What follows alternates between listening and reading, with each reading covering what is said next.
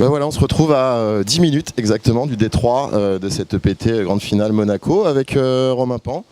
Première question, est-ce que tu as fait de l'escalade ce matin? Non, je pense que je dis à Brian ce matin, je suis un peu inquiet, je me suis rien cassé, je suis pas tombé nulle part, donc c'est peut-être le jinx qui vient sur moi, on va voir, j'espère pas. Voilà, parce que pour tout vous dire, il y a des rochers qui se trouvent juste devant la terrasse de notre hôtel, du restaurant, et depuis qu'il est arrivé, Romain fait de l'escalade le matin. Il s'est un peu râpé le dos hier, mais il est encore entier. Pour aborder ce D3 avec 175 000 jetons, une moyenne à 148, on est à 116 joueurs restants, pas très loin des places payées, on en parlait hier soir, je crois que tu t'es déjà fixé quelques objectifs dans la tête.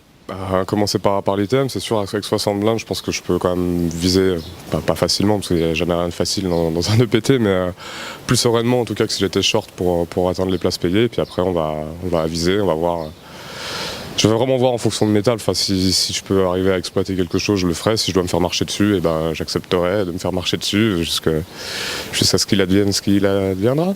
Tu vas commencer en table 13, c'est une table qui a priori va casser avant la bulle. Hier, tu as eu on va dire la malchance que c'est pas génial de faire 4 ou 5 tables dans la journée.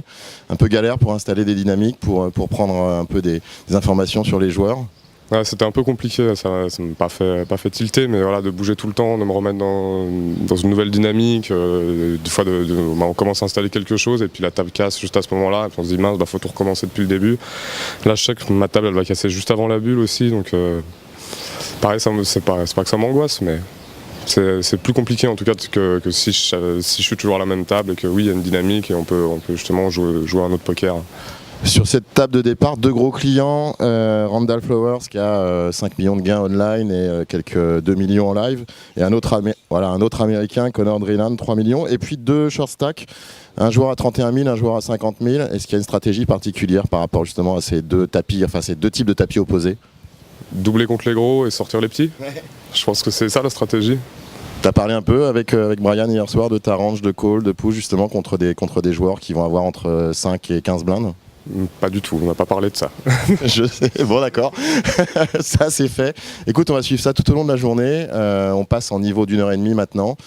Logiquement, d'après notre petite expérience, la bulle devrait normalement exploser autour du 3e niveau, je pense, normalement. D'accord, on verra, on va tenir jusque là et puis avec un peu de chance jusque demain. Un petit message particulier peut-être? Je sais pas, un bisou à ma maman comme d'habitude, non? C'est ça? C'est ça que tu voulais me faire dire? Allez, on se retrouve toute la journée sur le blog, on va suivre ça pour aller le plus loin et le plus haut possible sur ce rocher. À tout à l'heure.